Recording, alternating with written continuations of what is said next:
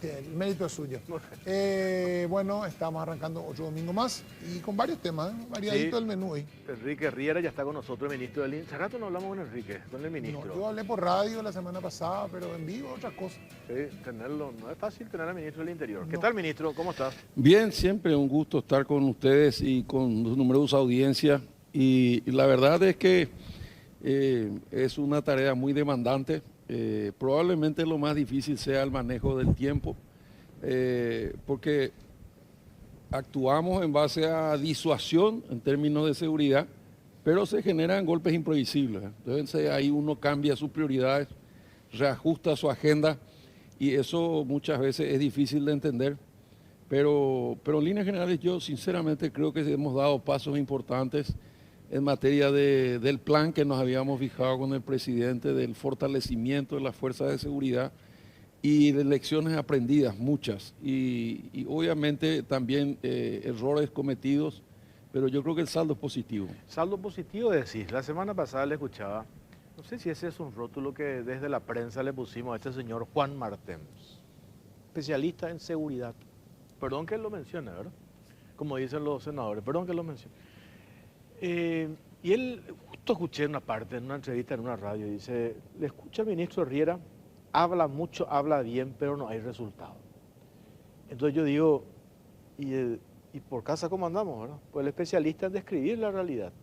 Supuestamente tiene un observatorio, hacemos informes, tenemos registros de cómo la policía opera con el narcotráfico y le pregunto al periodista, ¿pero de dónde? No puedo contar ahora, pero estamos trabajando. O sea, entonces, es una imprecisión tremenda, 45 minutos de una entrevista, es decir, cero resultados. Por eso te digo, Sin datos sobre todo. sin O sea, cuando datos, uno ¿verdad? habla sin datos, ¿Cuál muy es el peligroso. elemento objetivo que tienen ustedes en el Ministerio del Interior, elemento objetivo, para concluir esto que decís, ministro, que tenemos resultados favorables en lo que respecta al plan trazado en materia de lucha contra la inseguridad? Bueno, es un buen punto, ¿verdad? La verdad, Jorge, que esto también es debate. Hay debates sobre los parámetros, sobre los riesgos, entre comillas, de usar estadísticas, pero no hay otra forma más que medir el resultado, ¿verdad? Y hay varios elementos, ¿verdad? Unas cosas son objetivas, medibles, verificables, como por ejemplo una nueva ley después de 30 años. Esto está fuera de discusión, la ley de modernización de la Policía Nacional, cuya última versión es del 1993. Si nada más fuera de cámara con Pipó desde el 89, eran 4 años después. Y para hacer un poquito de historia, para algunos que criticaron la aceleración, en aquella oportunidad, recordaremos todo, decía policía de la capital. En el interior había delegaciones de gobierno y alcaldes.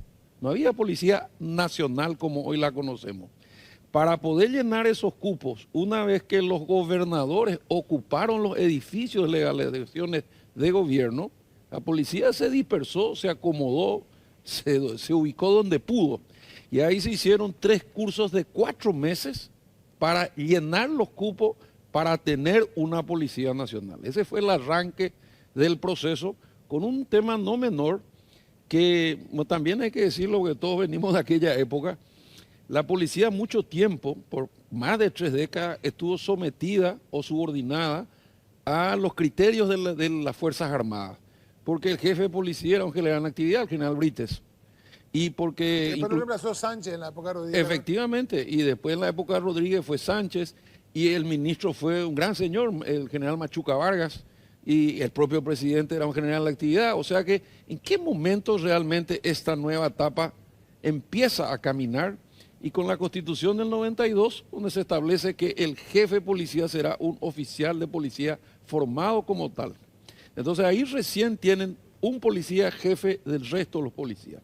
Desde esa fecha a hoy hubo un olvido voluntario o real o involuntario que nos llevó a crecer 1000 policías por año, pero con 800 jubilados. O sea, crecíamos 200 policías por año. Nosotros hacemos una similitud de cómo crecía la policía y cómo crecía el Paraguay en su Producto Interno Bruto, en su infraestructura, en su riqueza. La población misma. En la población mismo. Es como si se hubiese quedado raquítica la policía y la riqueza que generó el Paraguay explotó. porque no es ni un secreto que la macroeconomía se estabilizó allá por el 2003 y que empezó a bajar la línea de pobreza, gracias a Dios, de una forma que es admirada afuera, pero adentro es resistido y que es una realidad. Dentro de ese marco, entonces, lo que el presidente hizo fue ver, bueno, para proteger esta riqueza necesitamos esta policía. Yo le proveí los números y el primer paso fue dictar la ley, hecho objetivo. El segundo paso lo vimos y lo sentimos todo, la triplicación de los linces. Esta semana egresaron 224 más. Hoy tenemos 2.000 linces. Nosotros arrancamos con 600.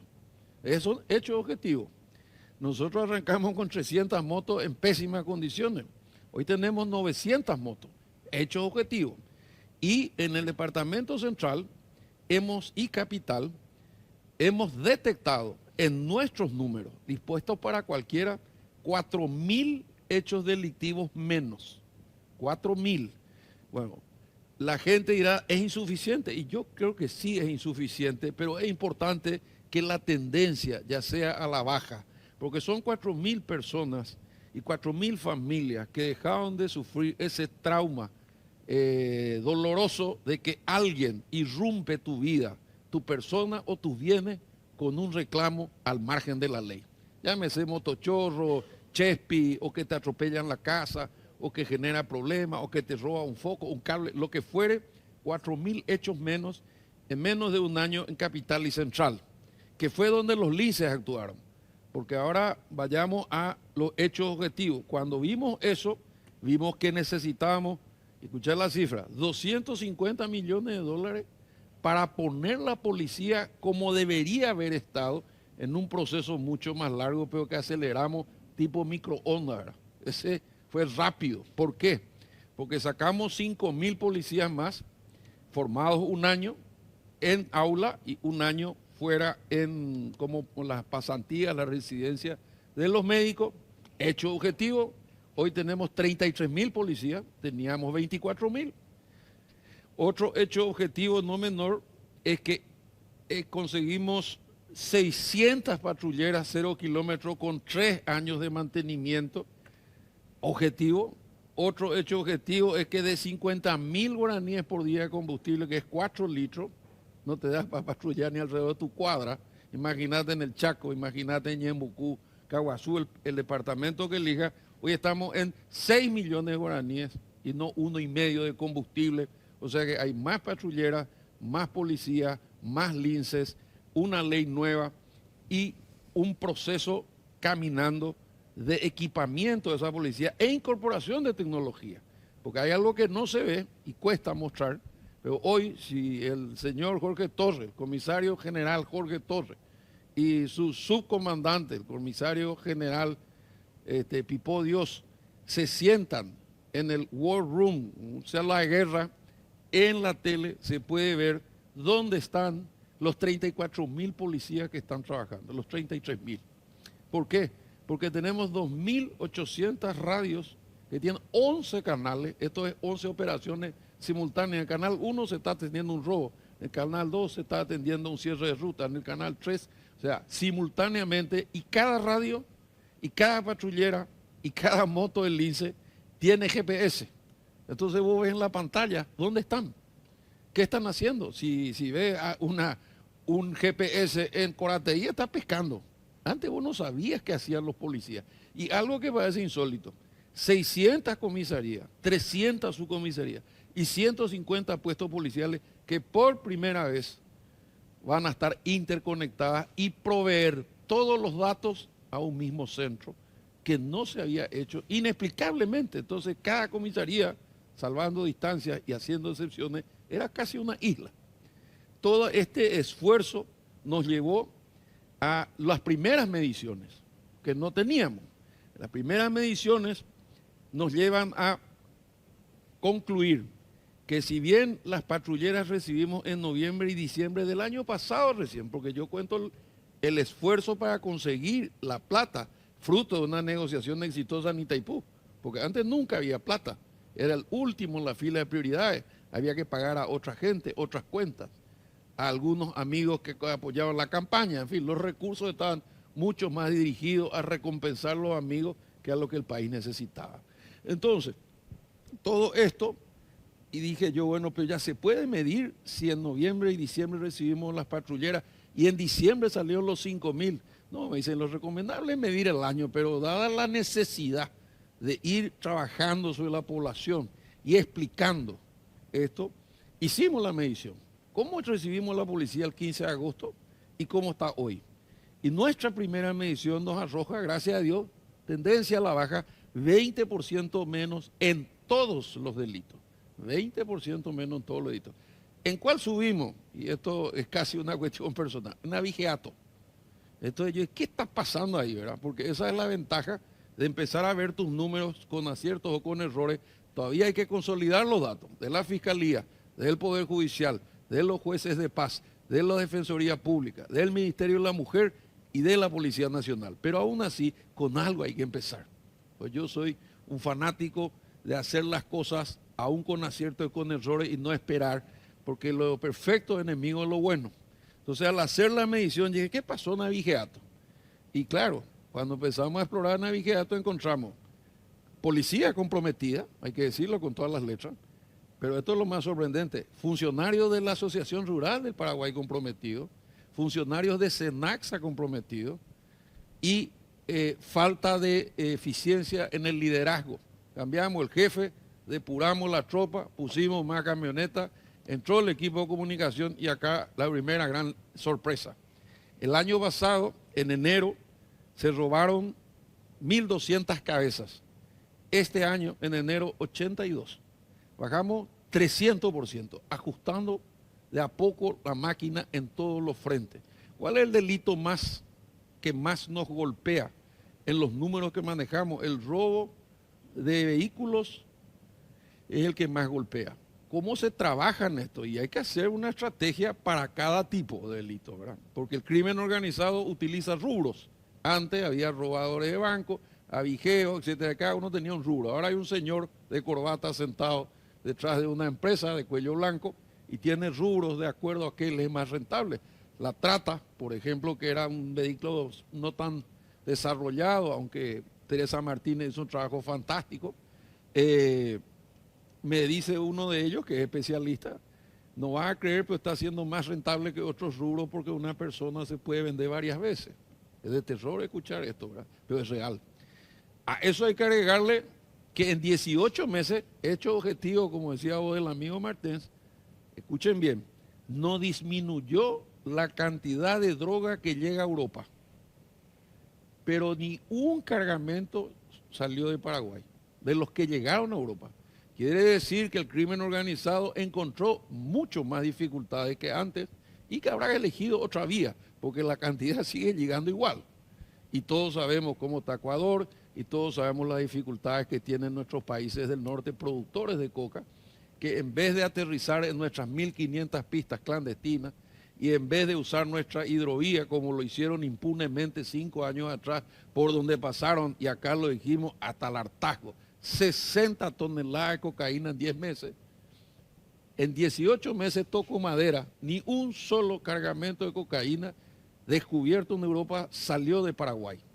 Bueno, esto nos lleva a concluir que leyendo la cancha, estos grandes señores del crimen, de la droga, estos zares del crimen organizado, dijeron acá estos tipos van a empezar a crearnos problemas, compraron 6 super tucanos, van a llenar de radares, la policía está mejor organizada y va a ser potenciada, la DENIT colabora y trabaja cuerpo a cuerpo con nosotros y con la Armada, el Ejército y el equipo de seguridad están empezando a obtener resultados, la FCTC se extendió, es como si estuviéramos desplegándonos para que eso termine generando no la desaparición de la violencia y el crimen, porque es imposible, pero llegar a niveles tolerables. Y una última cifra que no es mía, la cifra es del Banco de América Latina y el Caribe, que lamentablemente pone en los primeros lugares una tasa que utilizan los analistas internacionales, que es el número de asesinatos y homicidios por cada 100.000 habitantes. En los primeros lugares está nuestro querido Ecuador, que ustedes saben que tiene ya ejército en las calles, ¿verdad?, con graves problemas carcelarios, y nosotros estamos en el tercer país de América Latina por, por encima de Uruguay, que para nosotros siempre fue un modelo, Sí. por su civismo, por su tamaño, por su forma de trabajar, por su democracia, por sus instituciones. Y estamos un poquito arriba de Chile y el resto de los países del norte están toditos arriba de 40. ¿Verdad? Nosotros estamos con 6.2 asesinatos u homicidios por cada 100.000 habitantes. Estos son datos 2023 de la Corporación Andina de Fomento y América Latina. Así que esos son los datos objetivos que yo hoy les puedo dar, a riesgo de cometer algunos errores. Pero además hay cosas intangibles. Yo siento el compromiso de la policía en cada reunión que Ahí tenemos justamente, y el ¿cuál es la moral de la reconocimiento tropa con todo esto? y el reconocimiento, Pipo, de la gente. Esta semana egresamos 224 linces, de los cuales 40 eran mujeres, 2 eran peruanos que vinieron a aprender del Paraguay para poner linces allá. Y ¿sabes qué es lo que más me impresionó? Como amenazaba lluvia, el tiempo estaba complicado, tuvimos que hacer debajo un tinglado. Y al hacer debajo del tinglado, bueno, se formó la tropa y vi una multitud.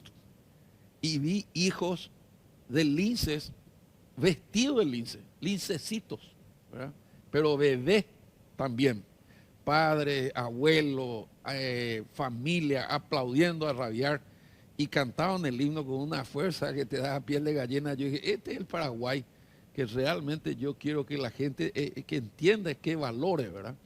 Entonces yo, al interior de la policía, tuvimos, por ejemplo, un reconocimiento de Israel, de la Embajada de Israel, donde yo vi con emoción cómo hablaba el embajador de la forma que están protegiendo la Embajada de Israel, personal paraguayo formado por ellos.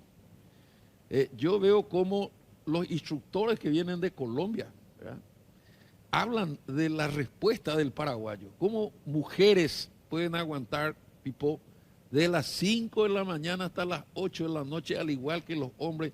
Esos ejercicios que son casi, te diría, de artistas de circo. Vos los ves saltando de moto en moto, disparando, tirados en el piso, se levantan de vuelta.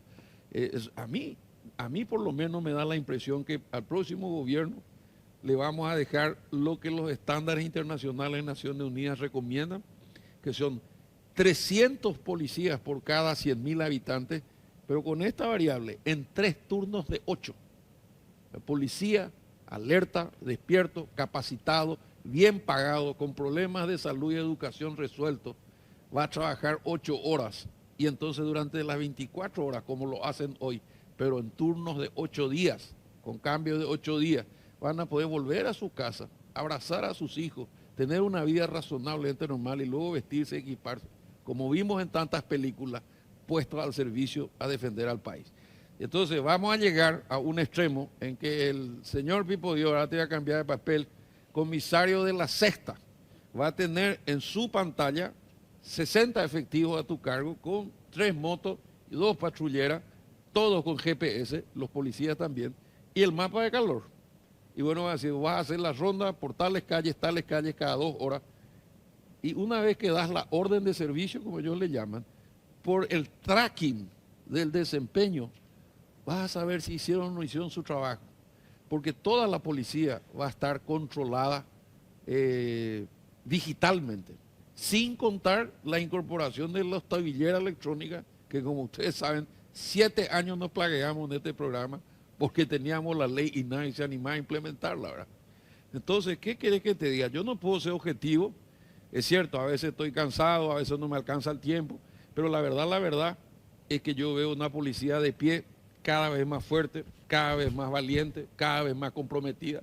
Y también, y eso seguramente lo van a saber a corto plazo, pero tengo que contarlo, van a tener la lista de lo que se fue una baja deshonrosa, porque la Dirección General de Asuntos Internos, que antes era un departamento perdido en el organigrama, en la nueva ley, además de exigir el polígrafo a todos los que asciendan a comisario general, no hay tutía, no hay recomendación, no están los chongos, no están los amigos, están los mejores, de aportarse bien, puede tener su premio, puede tener la vida asegurada. Antes no podíamos ofrecer esto, porque realmente casi no había diferencia, ¿verdad? Y la dirección de asuntos internos subió a rango de dirección general. Había un comandante, un subcomandante y 8 directores generales, comisarios generales, que eran como los apóstoles, el primer anillo, lo que ellos le llaman la comandancia. Bueno, ahora hay 9. Este es par de a quienes tiene que controlar y es con vínculos abiertos al Ministerio del Interior. Esto quiere decir que cualquier ciudadano me llama y me dice, ministro, ayer nomás hablaste en la tele, en el programa Carao Cruz, a mí me coimearon por tal o cual motivo. Me manda el nombre, yo tomo el teléfono o mando un mensaje al director de Asuntos Internos, director general, y en el acto se abre una investigación. Y a la vez la ley protege para que la policía, dentro del marco de la ley, pueda actuar como sucedió en la famosa, y yo te diría hasta irresponsable, manifestación en frente al Palacio de Justicia. Porque ese policía afectado ya no necesita la aprobación del comandante ni el ministro para defenderse. Si él se siente personalmente agraviado, él puede defender su prestigio y su nombre. Y así lo hizo. Él querelló a los que le iban a querellar. No sé cómo terminó, porque él es libre de hacerlo, porque esa era una manera por la cual muchas veces los políticos, me incluyo, cortaban la cabeza por el eslabón más fino para agradar o a la prensa o a los amigos, y ese policía perdía su carrera por jugarse en la defensa de la ley. Entonces, cuando se discutió este artículo, yo soy uno de los autores de la ley, con Fidel, con Fernando Silva Facetti, con otra gente muy buena, y esa ley le da esa facultad para que no solamente como cuerpo lo defendamos, como en aquel proceso delicado de Lalo Gómez, donde gracias a Dios la Fiscalía desestimó la causa, porque correspondía, que fue una defensa institucional del presidente de la República, del vicepresidente, del presidente del partido, del ministro del Interior, del comandante de la policía.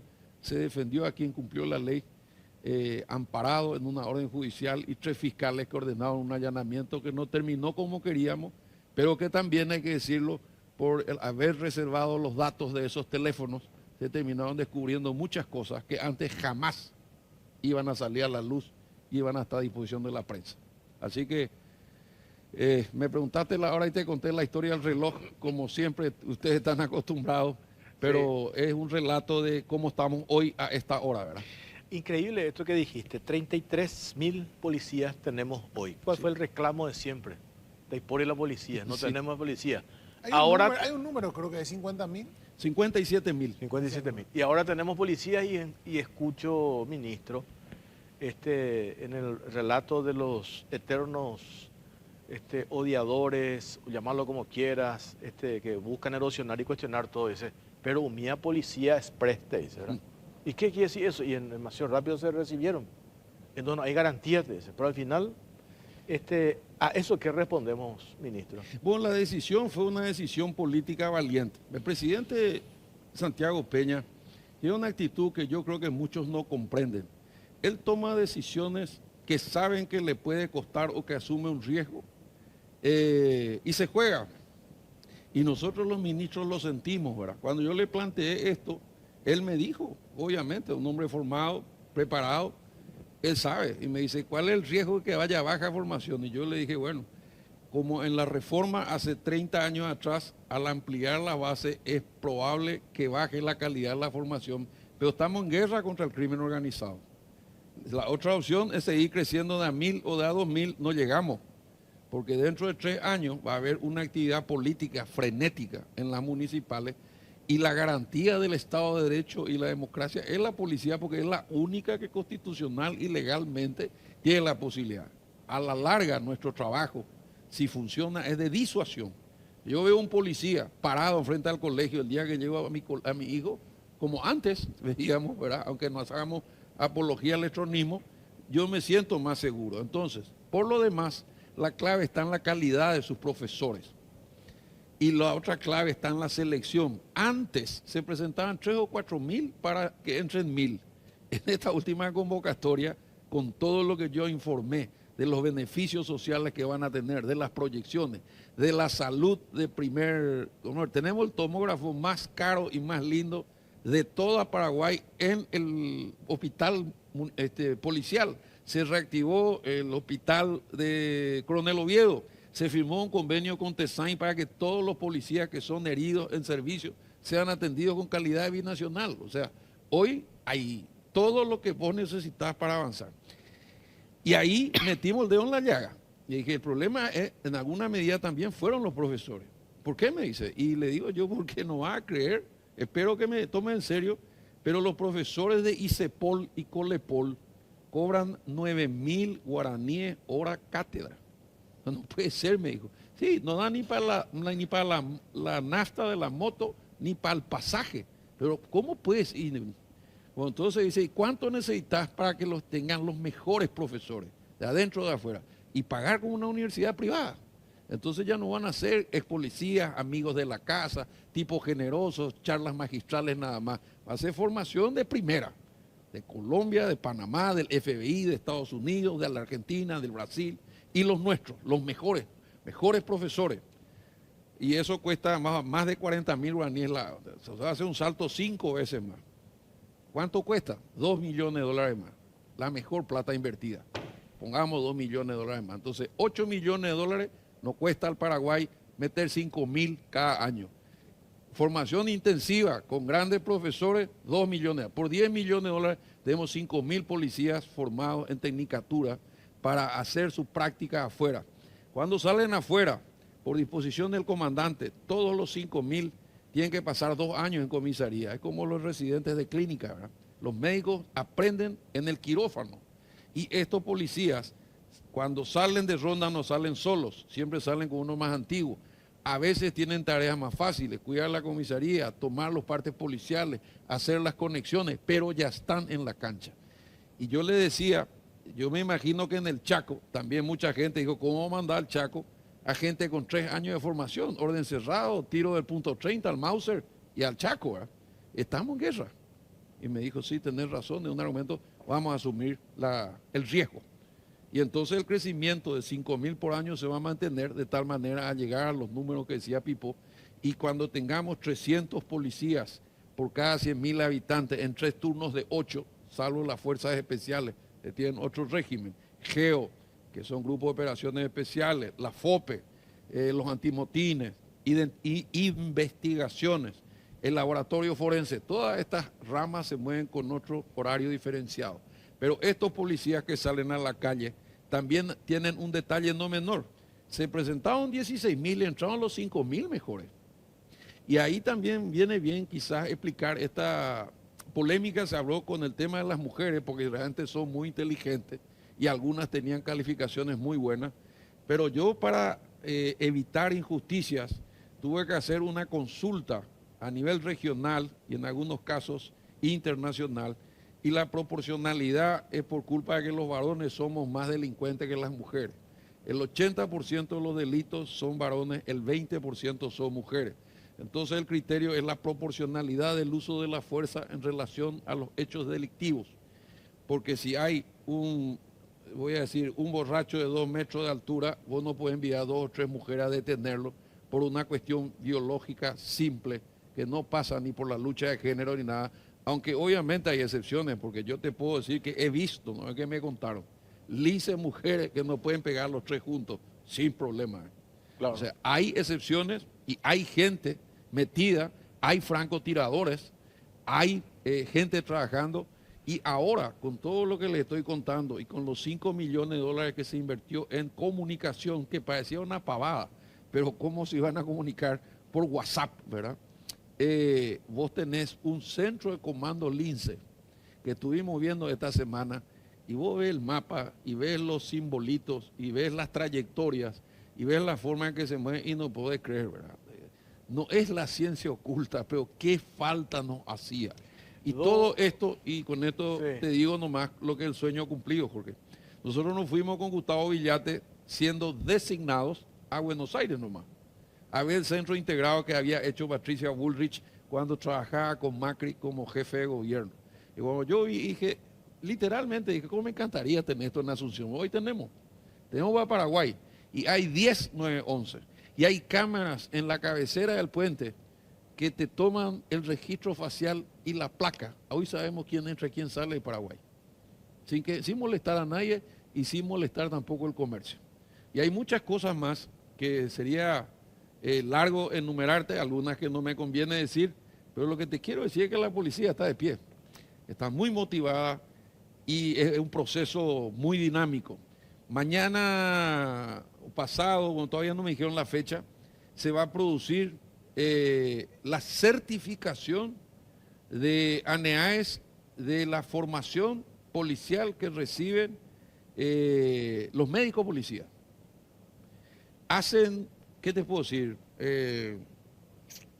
Maratones de cirugías gratis, pediátricas infantiles en Coronel Oviedo, en convenio con el Ministerio de Salud.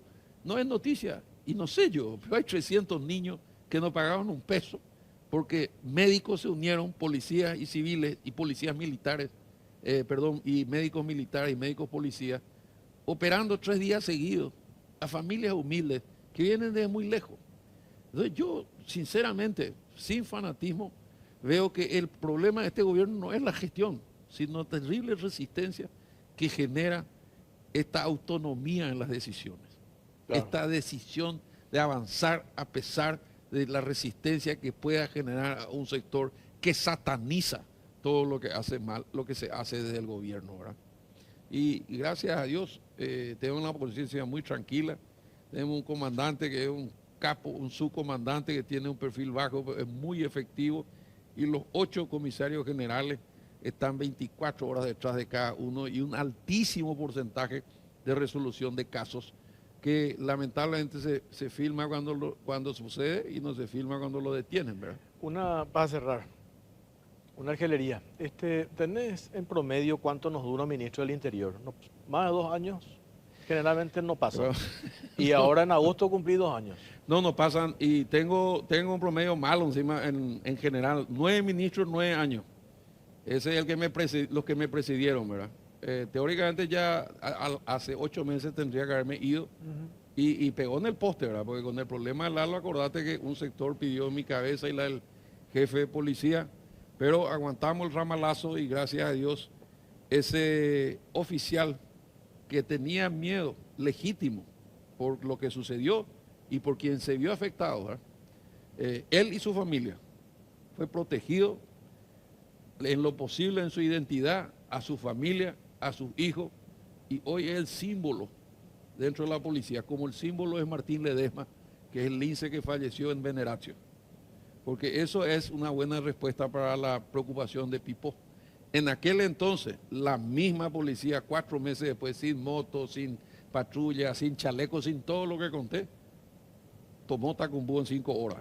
O sea, la sangre, los músculos, el corazón estaba latiendo ya caliente, quería su oportunidad, solo necesitaba respaldo institucional del presidente, del ministro, de su comandante. Y a partir de ahí ya todas fueron buenas noticias, ¿verdad? Entonces ahora, cada vez que vuelve a hablar al comandante, y si le entrevistan por radio o por tele, te va a empezar con una frase que yo cuando empiezo a hablar yo ya me río, cuando él empieza a hablar yo ya me río, ¿verdad? Hace 37 años que estoy en la policía, nunca en mi vida vi lo que está pasando ahora, nunca. Entonces, la palabra que ya no les gusta a algunos amigos, la vereda enfrente, esto de histórico, es real, esto es histórico, ¿verdad? Ministro Riera, gracias por su tiempo, muy amable.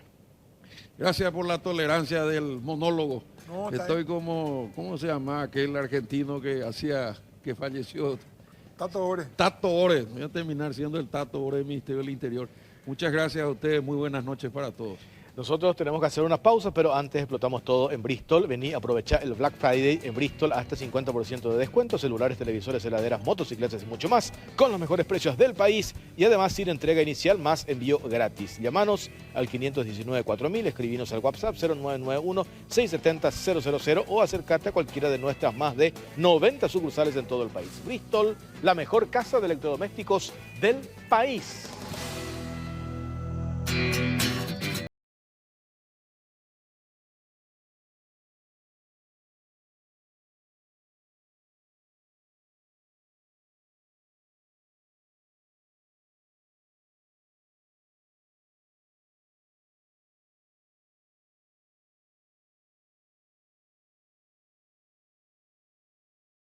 Muy buenas noches para vos, Jorge, para Pipo y para toda la audiencia. Muchas gracias por la invitación. Bueno, vimos la semana pasada, el jueves a la mañana, ya cerca al mediodía, el lanzamiento de Xiroga Porá 2.0, con la presencia de prácticamente todas las autoridades.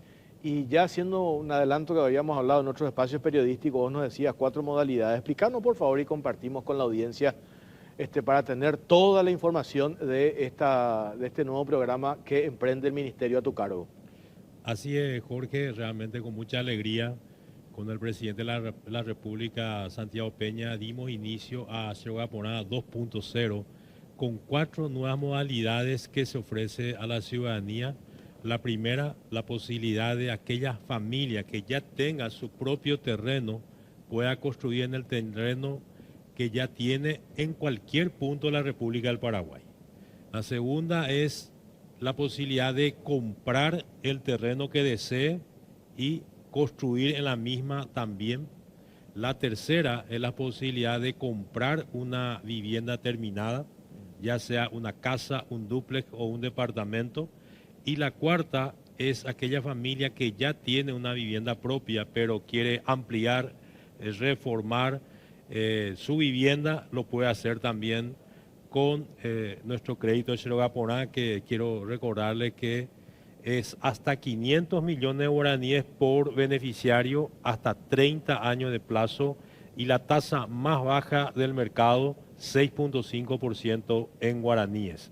También el beneficio de que la primera cuota se va a abonar recién al ingresar a la casa en el caso que decida construir su vivienda. Es decir, las mismas ventajas que ya hemos tenido en nuestra versión 1.0 se mantiene en la versión 2.0.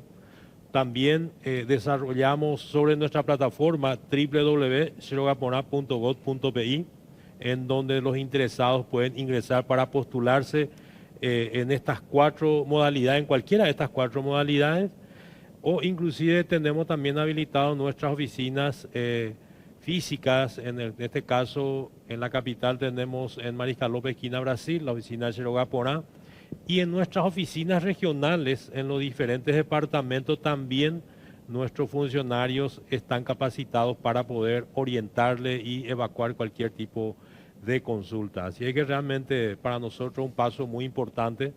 Recordemos que esto ha sido un compromiso electoral del presidente Santiago Peña, que hoy se convierte en una realidad y realmente en nuestra versión 1.0 ya hemos tenido importantes avances y creemos que con esto realmente vamos a tener mucho mayor impacto porque ya está habilitado en toda la República del Paraguay.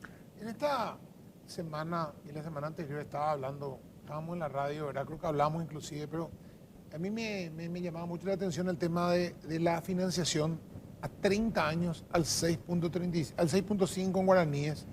Y decía, nos sentábamos y hacíamos números, ¿verdad? Y nos acordábamos con Roberto Tito de la época del ahorro y préstamo para la vivienda ya por los 80, donde mucha gente se hizo de casa. Mucha gente, no sé cuánto fue en ese número en ese momento, era un país mucho más, estamos hablando hace 45 años atrás, ¿verdad? Y después murió eso, desapareció. No hubo más posibilidad de que vos accedieras. Se hicieron planes que eran, pues las tasas eran altas, el famoso de la AFD era 12%, la tasa hacía que al alargar el plazo se subiera mucho la cuota. Siempre era el problema ese para la clase media sobre todo, o la clase media baja, trabajadora que quiere acceder.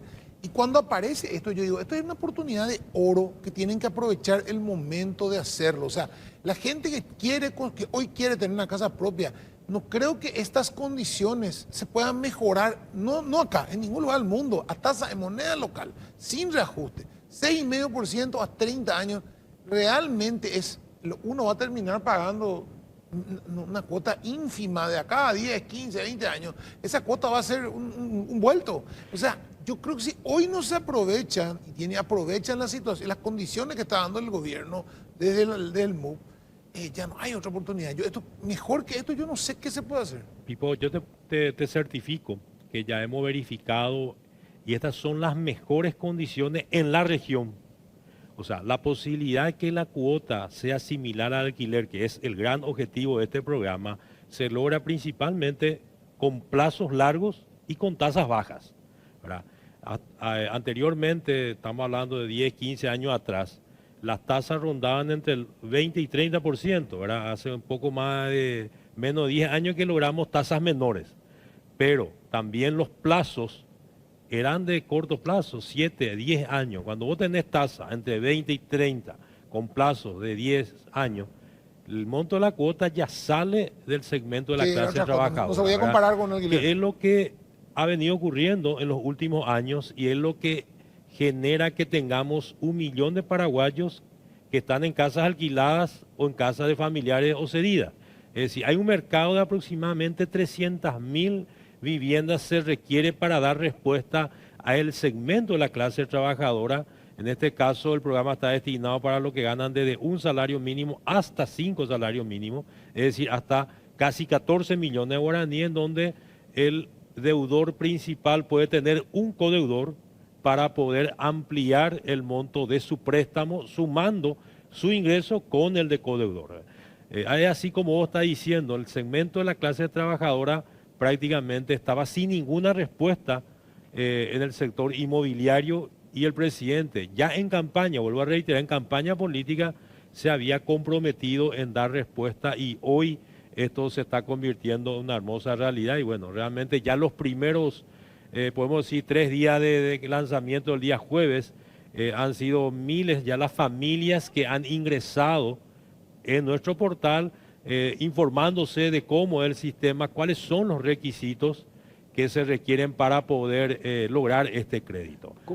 Compartí, por favor, ministro, cuál es el segmento en números, a partir de que no es un dato al voleo que se tiene, sino es dato, el segmento al que se quiere llegar, datos proporcionados, por un lado, por el Instituto Nacional de Estadísticas y aproximadamente creo que llegaste a hablar de 350.000 o cuánto, ¿verdad? Dato oficial del INE, Jorge, Sí. ¿verdad? Tenemos 500.000 personas que están en casas alquiladas, que están pagando mes a mes un alquiler, y otras 500.000 que están en casas de algunos familiares o algún amigo que le está prestando, ¿verdad? En total son 1 millón, ¿verdad? Si vos dividís por 3.5, que es el promedio de personas por vivienda, estamos hablando de aproximadamente 300.000 viviendas, que es el mercado potencial, Ahí está. ¿verdad? Para todo este segmento de la clase trabajadora que está esperando tener su propia vivienda. La vivienda es probablemente una de las aspiraciones más importantes que tiene cualquier ciudadano, cualquier familia. Y con este programa estamos seguros que esto va a representar un antes y un después. Entonces esto arranca en la versión 2.0, ya hemos tenido nuestra versión 1.0 con más de 35 proyectos. Hasta la fecha, más de 500 familias ya han accedido a este financiamiento y bueno, con esto estamos convencidos que esto va a tener una dimensión mucho mayor. También el gobierno está haciendo un esfuerzo importante que en los próximos días se va a enviar al Congreso Nacional un financiamiento adicional a nuestro programa de 200 millones de dólares que se ha negociado con la República China de Taiwán. Hay un fondeo inicial de 55 que hoy está operativo, que ya se está reduciendo lógicamente con los créditos concebidos, y a esto se va a sumar 200 millones cuando tengamos la aprobación del Congreso, que nosotros estamos seguros que vamos a tener el acompañamiento tanto en la Cámara de Diputados como en la Cámara de Senado. En las mismas condiciones, ¿verdad? En las mismas condiciones, ¿verdad? Esto va a ir a la AFD, la Agencia Financiera de Desarrollo, y lógicamente todos los bancos y financieras y cooperativas adheridas a nuestro programa tienen la posibilidad de disponibilizar para que finalmente nuestra tasa sea la que hoy venimos diciendo, 6.5% en guaraníes, sin reajuste durante todo el tiempo del préstamo. A esto se suma también la decisión del gobierno de tener un fondo de garantía que ya ha sido resuelto hace 2 meses atrás con un fondeo inicial muy importante que fortalece también a nuestro programa. Es decir, nosotros venimos trabajando permanentemente en ir mejorando la posibilidad para que las familias paraguayas puedan acceder. Es más, estas 4 modalidades ha sido producto de haber escuchado a la gente, porque cuando lanzamos nuestra versión 1.0 aparecieron pedidos, inquietudes de dar respuesta a gente que ya tenía su propio terreno o que quiere el terreno donde él quiere vivir.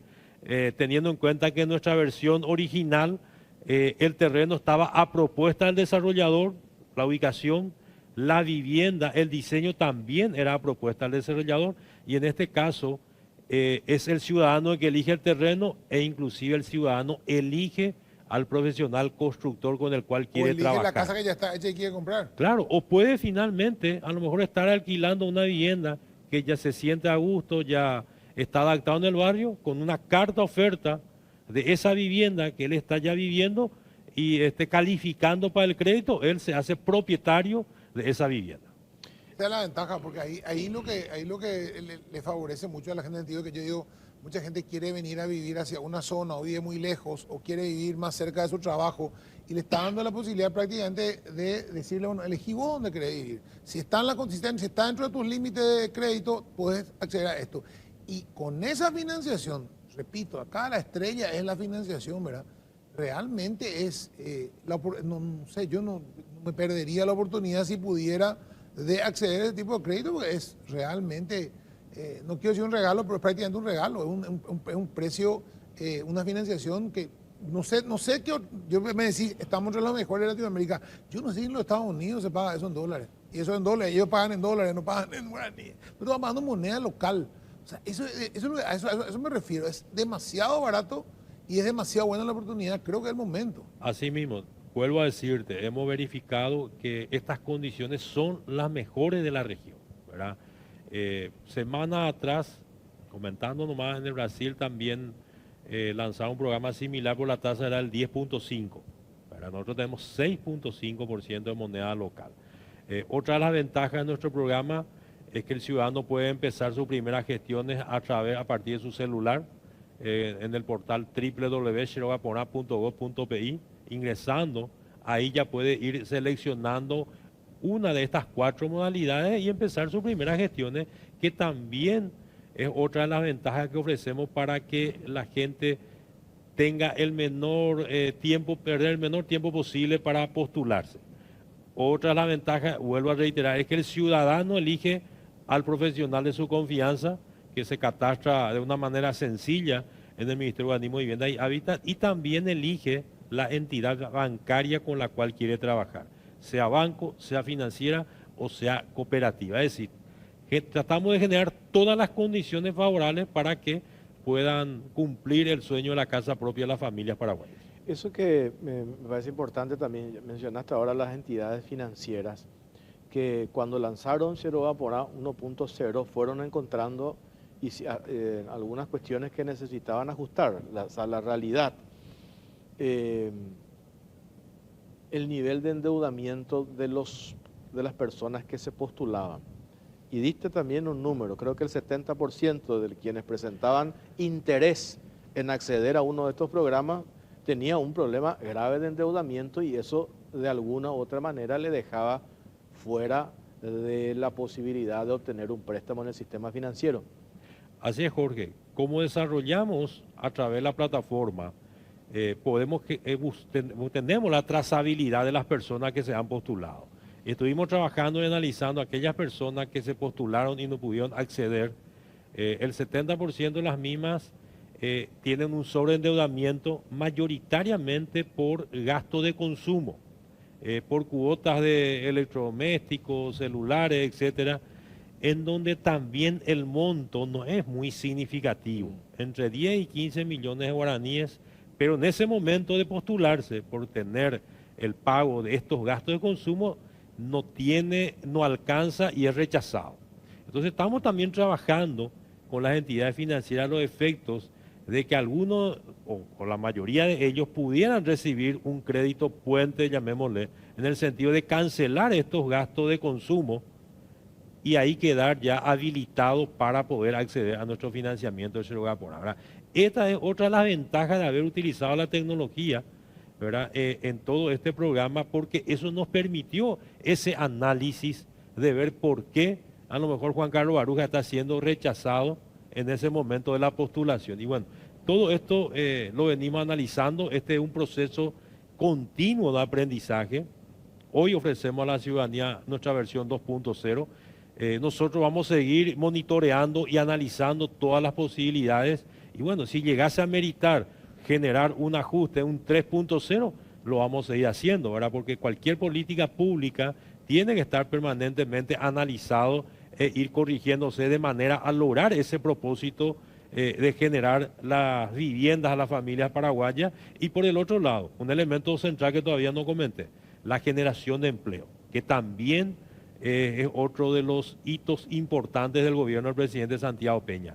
La industria de la construcción genera muchísimo empleo. Se estima 10 empleos por cada vivienda, 5 en forma directa y 5 en forma indirecta. Es decir, no solamente cumplimos el sueño de darle la vivienda propia, sino también la generación de empleo a través de un sector dinamizador de la construcción, y eso se está viendo en los últimos meses. El crecimiento en el primer trimestre que estamos teniendo, uno de los sectores más importantes que está contribuyendo es la industria de la construcción. Vos hablaste de codeudores y me vino en la cabeza gente, hoy estábamos hablando, ayer también con otra gente, de gente que tiene, jóvenes que tienen 20, 23, 24 años, tienen un trabajo están ganando 3, 4 millones de guaraníes. Obviamente están ahí en el borde, no tienen todavía para acceder. Pero con una codeudoría inclusive los padres podrían acceder a un crédito para empezar a pagar su vivienda. Así mismo. Por eso decimos que es hasta 14 millones de guaraníes. Si este joven tiene un ingreso, supongamos 3 millones y medio, si el codeudor tiene un ingreso de 5 millones de guaraníes, por ejemplo, se suma ambos ingresos. Y sobre ese número de ingresos es que lo que se calcula la posibilidad de cuota, en donde se estima que 40% del ingreso de libre disponibilidad, es decir, restando ya todos los gastos fijos que tuviese, entonces ese es el monto máximo que puede pagar como cuota, y eso es lo que determina el monto del préstamo. O sea, se puede pensar en eso también, en ese segmento, ¿verdad? Así mismo, de hecho que nosotros que estamos muy esperanzados que muchos jóvenes que están ingresando en el mercado laboral tengan la posibilidad a través del programa Sergio Gaporán de tener su primera vivienda, ya sea una casa, ya sea un departamento, ya sea un dúplex, en el lugar que ellos deseen, ¿verdad? Se está viendo lo que habíamos hablado siempre, yo siempre te hincho con esto, yo sé que es reiterativo el tema de los departamentos en zonas que fueron como, se fueron abandonando, centro, arriba del no el microcentro mismo, pero las zonas aledañas al centro, barrio obrero y compañía, donde se puede ver la posibilidad de proyectos en altura. Se está pensando en eso, en el famoso tema también ahí de Mariano Roque Alonso frente a la Expo. ¿Cómo está todo eso? Ahí también ¿a qué segmento va a ir eso? Bueno, en el caso, por ejemplo, del centro de Asunción, estamos trabajando con la oficina de la primera dama, la señora Leticia, que está encabezando un equipo de trabajo con varias instituciones que estamos articulando. Uno de los objetivos centrales es la de buscar que más ciudadanos puedan vivir en el centro, porque el centro de Asunción ya tiene muchísimas ventajas. El 80% del transporte público llega al centro de Asunción, ya tener todos los servicios disponibles de agua, luz, inclusive de tener desagüe cloacal en todo el microcentro. Nosotros estamos con varias propuestas a partir de este equipo de trabajo que se están empezando a formular, como por ejemplo la propuesta de bajar el impuesto en el centro histórico de Asunción. Hoy por hoy el centro de Asunción paga 200% más de impuestos comparado con, por ejemplo, Villamorra. No tiene sentido. ¿Verdad? Hemos tenido una reunión ya con el equipo del intendente, con la dirección de catastro, que depende del Ministerio de Economía, y se está trabajando ya de manera a bajar el impuesto. Otra de las acciones que está empezando es poder recuperar edificios, ya sea públicos o privados, de manera a readecuar para que sean utilizados como departamentos o viviendas y que sean parte de la oferta para lograr ese propósito, ¿verdad? Entonces, y ahora con el programa Sergio Gaporán se puede perfectamente incluir en la posibilidad de que los beneficiarios accedan y compren su propio departamento, ¿verdad? Entonces hay un trabajo relacionado al centro. Estamos buscando aumentar la densidad de Asunción, porque Asunción de por sí ya tiene todos los servicios disponibles, ¿verdad? Hay un proceso que se ha venido expulsando a los ciudadanos de Asunción por diferentes motivos, por alto de impuestos y otras razones, y la gente... no había oferta tampoco. Y no había oferta. Entonces nosotros estamos trabajando en esos temas.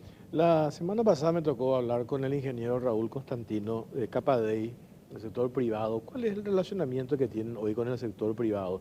Él insistía en una cuestión como gremio, de que se lo tome al Banco Nacional de Fomento como el buque insignia de todas estas propuestas de financiamiento. Igual yo fondear y inclusive hablaba de la posibilidad de bajar más la tasa de interés, ¿verdad? Ponía como ejemplo, bueno, puso como ejemplo Suiza, ¿verdad? Creo que es 0% de interés, o sea, nosotros estamos muy lejos de eso. Pero, ¿cuál es el relacionamiento con el sector privado para estos programas que están llevando adelante, ministro? Muy buena, Jorge. De hecho, que desde el inicio del trabajo, el sector privado, llámese la Capadei, la Capaco, Cavialpa, todas las cámaras han sido invitados y son parte hasta hoy de una mesa de trabajo, porque esto ha sido trabajado con todas estas personas, también con los bancos, con las financieras. Hemos trabajado para ir diseñando lo que es el programa Shirogapona. Desde el punto de vista de la participación del Banco Nacional de Fomento, es parte central y activa de nuestro programa.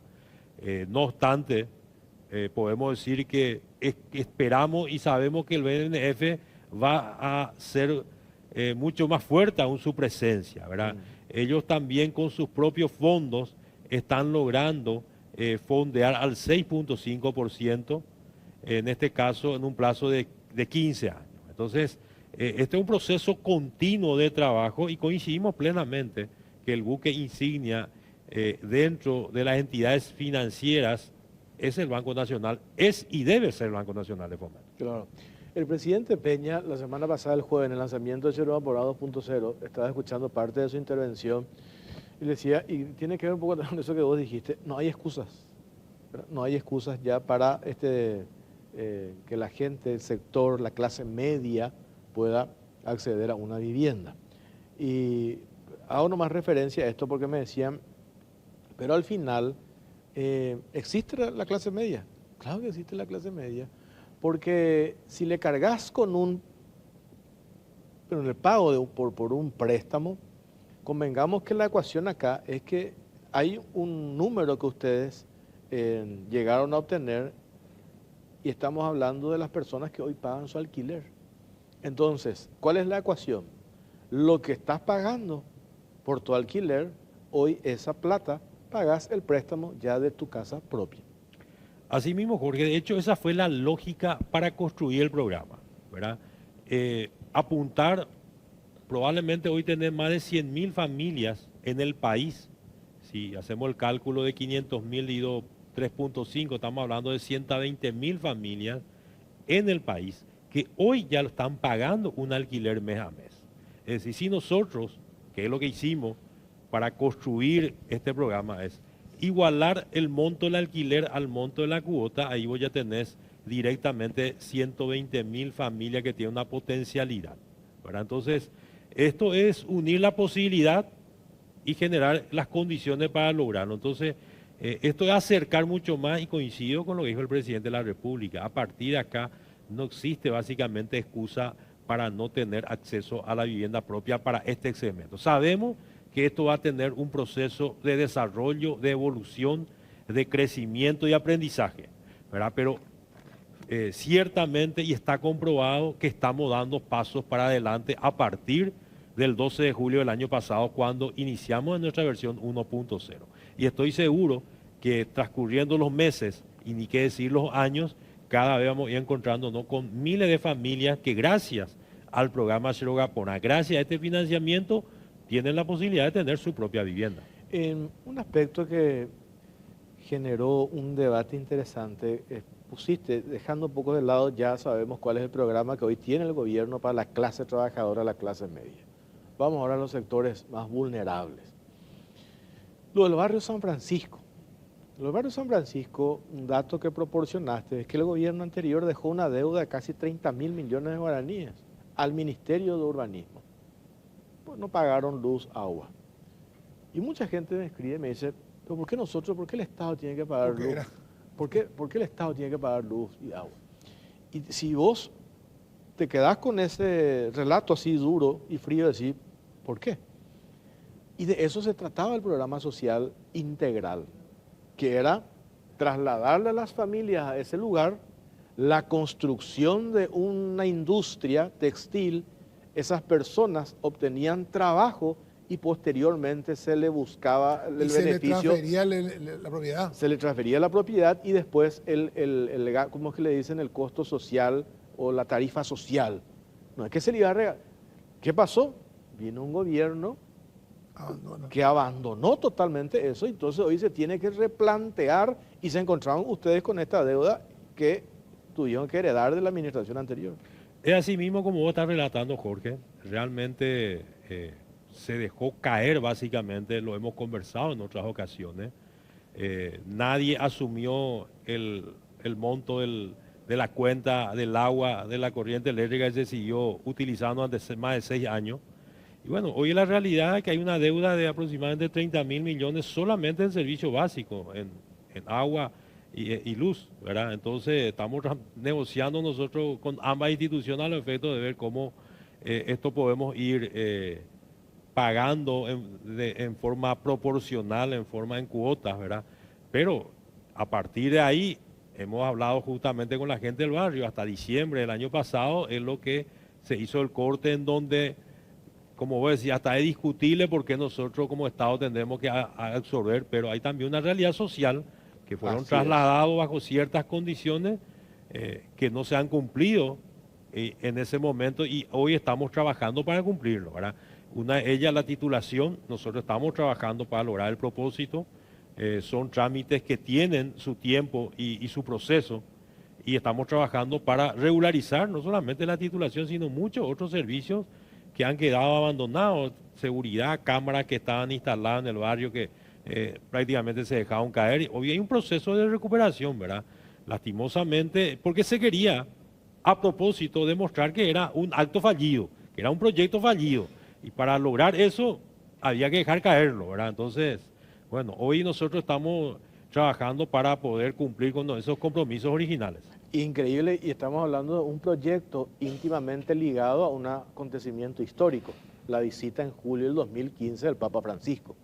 Y justamente los que dejaron caer a propósito ese proyecto estaban compartiendo su foto, ahora por cierto, por el paseo. fallecimiento del Pero Papa ahí hay Francisco. una ¿Verdad que? realidad, o sea, como decir, vos preguntás el Estado, ¿por qué hoy el Estado o el MUB en este caso es responsable? Porque está a nombre del MUB, o sea, está a nombre del Estado esa propiedad. O sea, esos medidores, esas propiedades siguen estando a nombre del Estado. Entonces el deudor para la ANDE y para la SAP es el Estado. Así Entonces, cuando vos le transfieras a los propietarios, le vas a transferir la casa, más el medidor de ANDE, más la cuenta de SAP, y ahí va así. Yo ahí voy a pagar la cuenta, pero si no está ni a mi nombre, y como vos decís, no le cumplí con darle trabajo, mucha gente se fue, mucha gente abandonó, volvió, ahora vuelve porque dice, vuelvo a mi casa, porque ahora así se puso la industria, están completando todo, tenés que volver a equipar todo, implica que vos ahí recién le puedas decir, bueno, ahora hacete cargo vos de tu agua a la tarifa social, hacete vos de tu luz a la tarifa social, pero hacete cargo vos ya de tu propiedad. Y eso se está viendo que funciona. Lo hablábamos la otra vez con la gente de INDER también. Cuando vos le transferís la propiedad, cambia el concepto que tiene la persona y cambia la mentalidad de la persona que vive ahí. Ya sea un lote rural o sea un departamento en Barrio San Francisco, cuando es mío. Claro. No está mi nombre. Yo quiero pagar, no quiero que me corten mi ande, no quiero que cuido mi luz, cuido mi agua. Pero si no está mi nombre, obviamente eso se descontrola y se dejó, como vos decís, 6 años a la buena de Dios. Así mismo, esa es la realidad y bueno, hoy a nosotros nos toca batallar para poder regularizar y solucionar todos estos inconvenientes y lo estamos haciendo, ¿verdad? Hay un equipo especial que está trabajando en ese lugar y bueno, nos vamos a descansar hasta poder realmente cerrar correctamente así como fue planteado originalmente. Para ir cerrando, ¿cuántas viviendas, sector más vulnerable, ya tenés hoy? Nosotros, desde el inicio de la gestión del presidente Santiago Peña hasta la fecha, 26.000 viviendas se han iniciado en los diferentes programas y diferentes instituciones del Estado. De estas 26.000, 16.000 ya han culminado y han sido entregadas, están viviendo sus propietarios. Te puedo decir que el 70% de estas 26.000 son viviendas sociales destinadas a los sectores más desfavorecidos que no tienen prácticamente o nulo de ingreso y familias indígenas, Realmente son números muy significativos que si uno va a comparar para tener como parámetro, en los 5 años anteriores a este gobierno se llevaron adelante 33.000 viviendas gestionadas. Nosotros hoy estamos en 26.000. En menos de 2 años. 18 meses. En menos de 2 años, o sea, probablemente cuando en agosto estemos muy cerca ya de igualar Lo que se hizo en lo 5 que años. fue en 5 años atrás. Y eso te da la medida de cómo se está trabajando en temas de vivienda. Ha sido una de las políticas centrales más importantes. Nosotros semana tras semana estamos en diferentes puntos del país entregando llaves a las familias más vulnerables. Y bueno, eso es algo que el presidente de la República, Santiago Peña, se propuso y lo está logrando. Bueno, ministro, te agradecemos tu tiempo. ¿Qué te dijo Riera? ¿Viviendas para policía están también gestionando? Bueno, yo le visité al ministro Riera con el comandante de policía justamente para comentarle ya de nuestro programa Ciudad Gaponá 2.0 al efecto que también los oficiales, suboficiales de la policía puedan acceder al beneficio de este programa. Porque hay que recordar, este programa está destinado a funcionarios del sector público, privado, trabajadores independientes. No hay ninguna restricción, todos pueden acceder y todos los que son funcionarios públicos, policías, militares, diferentes funcionarios. Entonces, le visité, que así como voy a seguir haciendo esta visita a diferentes instituciones, tengo próximamente, probablemente con la Corte Suprema de Justicia, una firma de un convenio con la Fiscalía, de manera a dar esa posibilidad a todos los funcionarios del sector público, del sector privado. Tengo ya agendado también reuniones con centrales de trabajadores para poder darle a conocer estos beneficios del programa y así lograr que la gente realmente, hoy, como dijo el presidente, no existe excusa para que pueda cumplir el sueño de la casa propia. Juan Carlos Aruca, gracias por su tiempo, muy amable. Muchas gracias. Bueno, Ministro de Urbanismo. ¿Qué sí. tenemos, Pipo? Nosotros vamos con Basa, que sabe que no es solo un préstamo, es hacer realidad lo que soñás. No es solo una tarjeta de crédito con beneficios, es poder invitar con tu primer sueldo a quienes te apoyaron desde el inicio. Por eso en Basa tenemos todo para ayudarte a lograr lo que querés. Basa a tu lado en cada logro.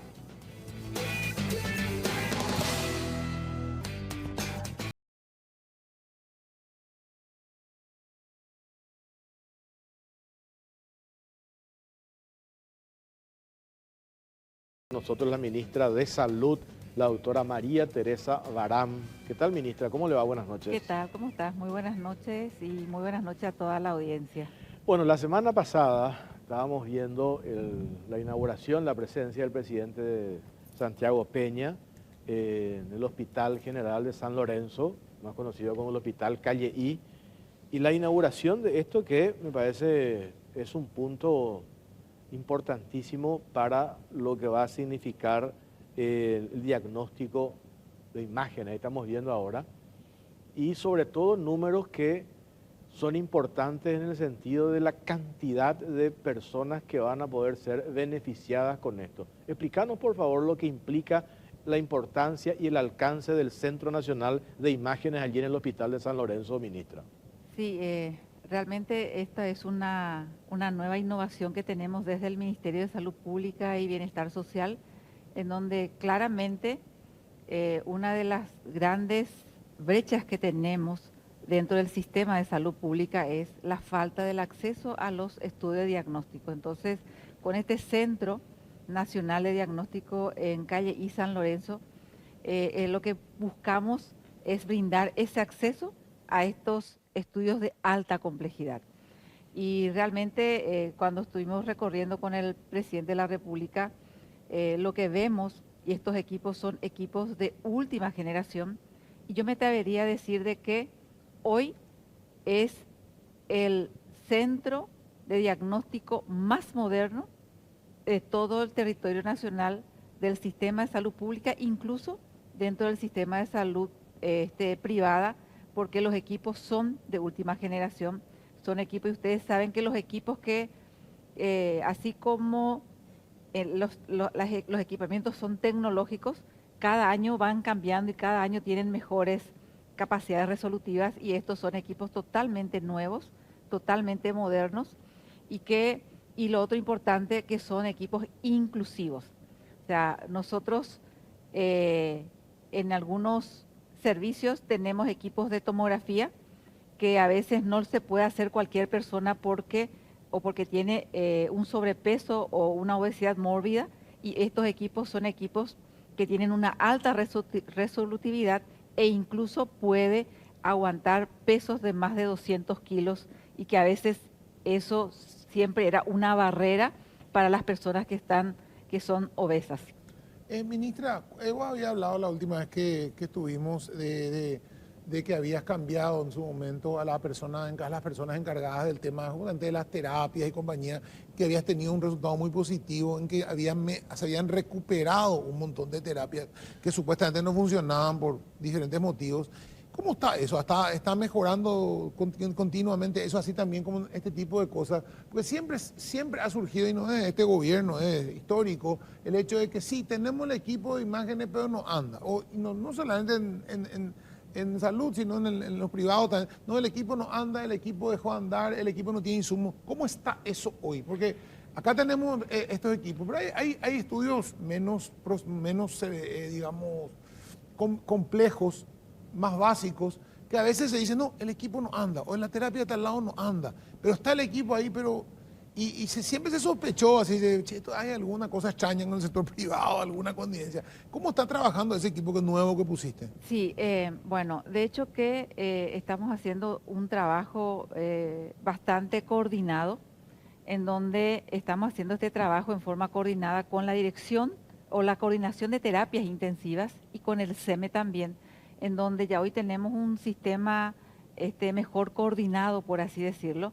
Como ustedes saben, estamos trabajando con el equipo nacional para poder levantar todas las camas de terapia intensivas que hoy están caídas dentro del sistema de salud pública. En la semana hemos anunciado de que ya hemos logrado este llamado a licitación y la adjudicación de los equipos para terapia intensiva neonatal, donde aquí un punto muy importante, nosotros hemos elevado el estándar, porque lo que nosotros hoy buscamos como gobierno de Paraguay, comprar equipos que sean altamente precisos, equipos con un estándar bien elevado para darle esa seguridad también tanto a los profesionales que manejan los respiradores como a la población paraguaya, para que nosotros podamos tener, por ejemplo, hay equipos que se adquirieron durante la pandemia que hoy ya no funcionan más. Y nosotros hoy tenemos equipos, por ejemplo, en el Hospital San Jorge, que hace 15 años se compraron y hoy siguen funcionando espectacularmente bien. ¿Pero por qué?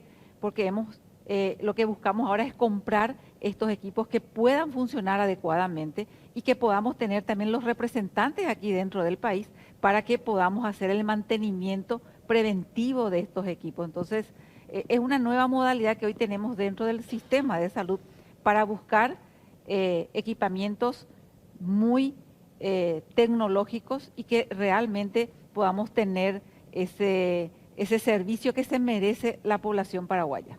Hay una cuestión, este modelo de, sí, es tercerización, pero también hablaste la semana pasada, cuando en otros espacios te entrevistamos, dijiste, es una especie de alianza público-privada, ¿verdad? Que hace el Estado, en este caso el Ministerio de Salud, con el sector privado. Y el modelo que ha funcionado en el Instituto de Previsión Social, en INGAVI, es un modelo que ha funcionado y hoy que ustedes lo están perfeccionando con esta empresa que se encarga. Y hay un dato que me parece interesante, que es real. ¿Qué es lo que permite este tema con la tercerización? Si hoy el Ministerio de Salud se descompone uno de estos equipos, necesariamente tenés que ajustarte a lo que dice la ley de contrataciones públicas para la compra. Puede alegar urgencia, pero hay un proceso burocrático que te lleva como mínimo 2 o 3 meses. Y mientras tanto, ¿qué hacer? El equipo no funciona. La diferencia del sector privado es que levantan el teléfono y traen de donde sea. Y se instala y se arregla en el mayor tiempo posible. Entonces, ese es un aspecto muy relevante, ministra. Así mismo, Jorge, porque, por darte un ejemplo, este centro de diagnóstico que se construyó dentro del predio del Ministerio de Salud, o sea, la construcción del servicio, todo lo que es la infraestructura, la compra del equipo, que son equipos de última generación, la contratación de los recursos humanos y la puesta en funcionamiento de todo ese servicio es a través de una empresa privada, donde probablemente en menos de un año se pudo hacer todo esto.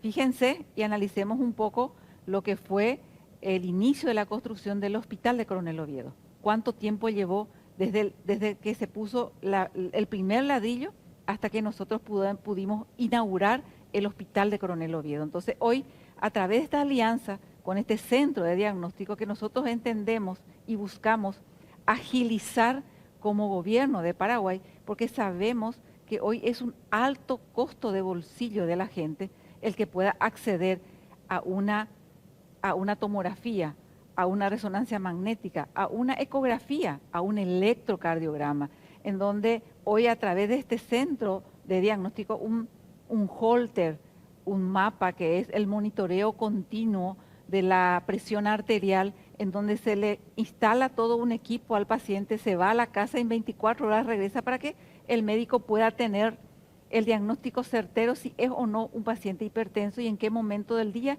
tiene los picos más altos para poder asegurar y dar un tratamiento adecuado. Entonces, cada vez más hoy nosotros queremos, como Ministerio de Salud, que la gente pueda acceder.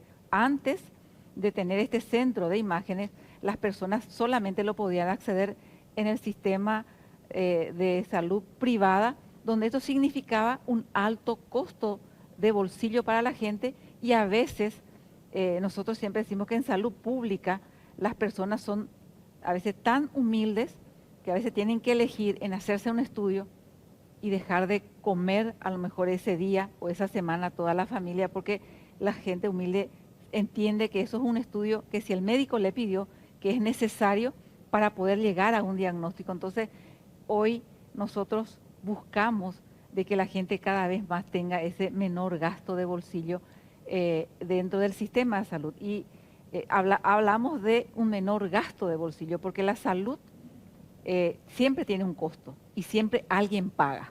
Y en este caso, a través del presupuesto o a través de los impuestos, la población paraguaya hace de que nosotros podamos tener estos recursos dentro del sistema de salud pública y que nosotros podamos devolver a la ciudadanía con prestaciones de servicios.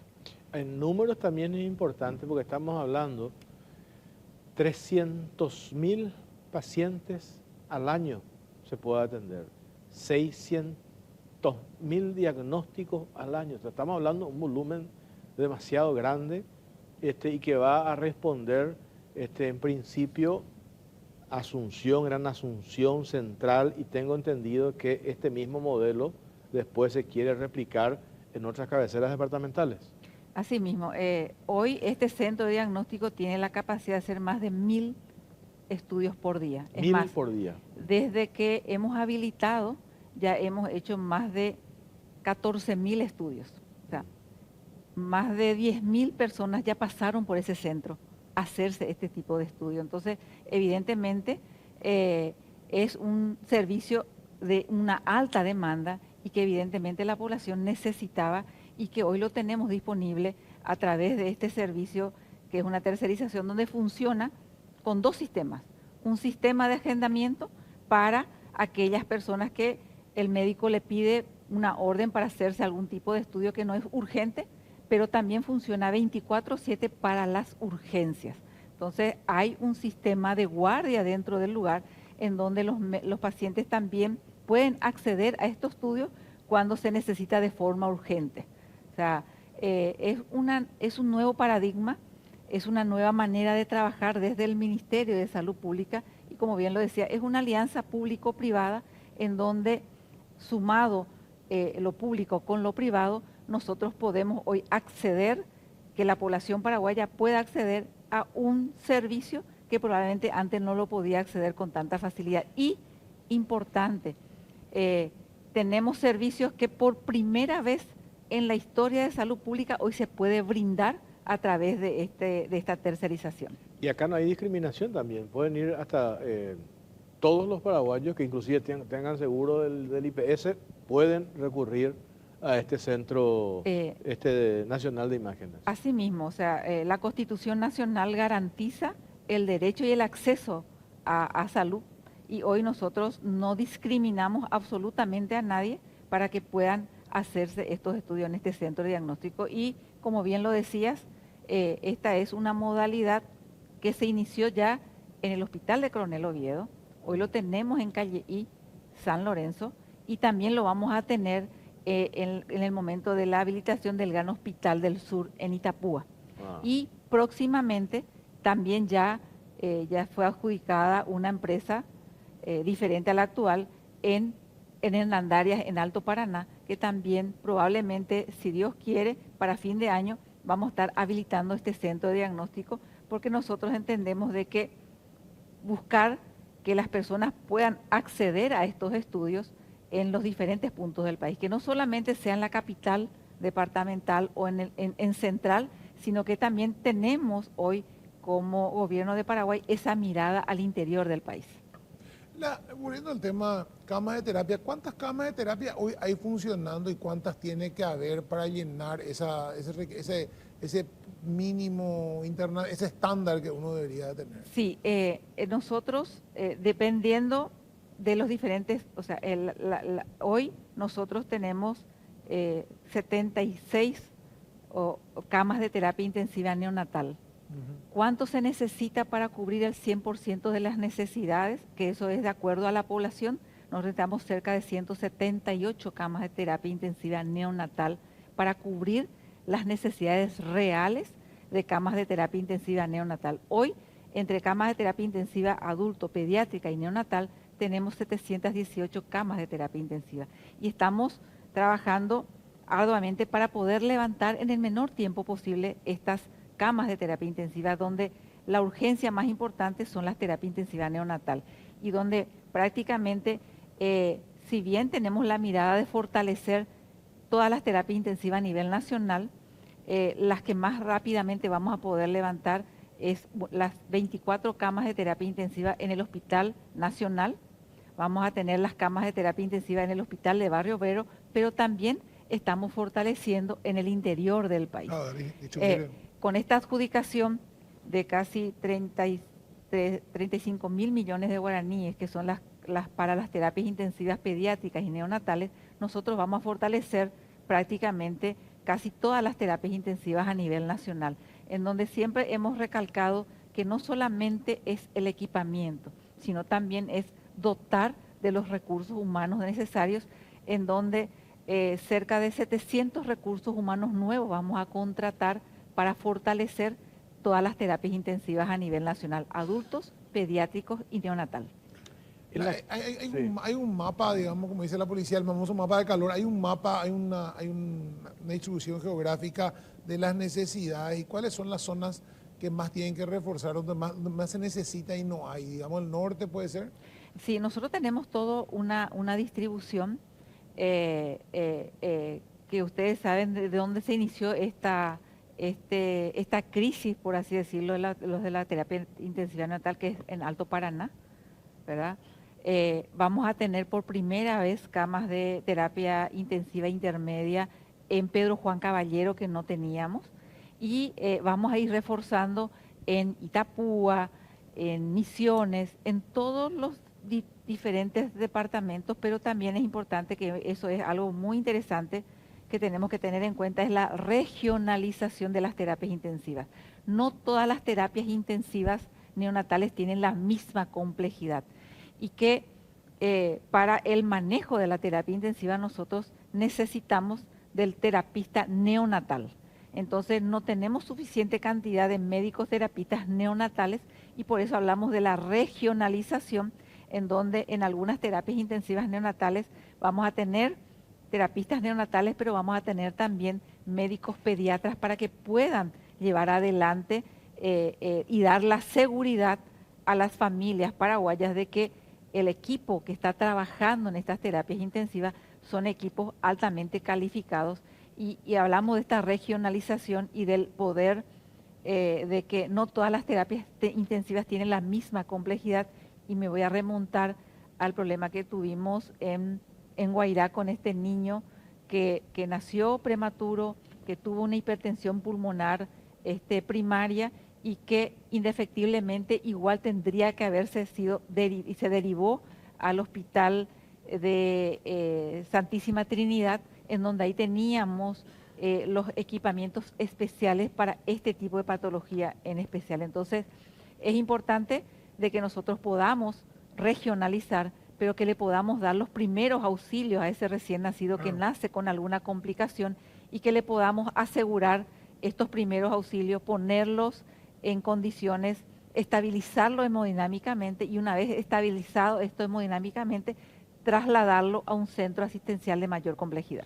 ¿Cómo se responde cuando, inclusive en el Parlamento, médicos he escuchado que hacen en la crítica fácil cuando se anunció la inauguración de grandes hospitales y la construcción de futuros hospitales regionales, como el hospital acá, en Gran Hospital Asunción en la Costanera Sur, te dicen, construimos, ¿cómo es que hablan? Cascarones, y no hay recursos humanos. Eso, ¿qué responden a eso, ministra? Con respecto a eso, es que nosotros hoy también ya estamos trabajando en el sentido de que estamos previendo y hoy hicimos un análisis dentro del Ministerio de Salud. Nosotros vamos a tener cerca de 9.000 médicos para estos 6 hospitales que se van a estar, que están en proceso de construcción y después habilitación. O sea, nosotros hoy ya tenemos más o menos mapeado la cantidad de médicos que se van a necesitar y cuáles son las especialidades.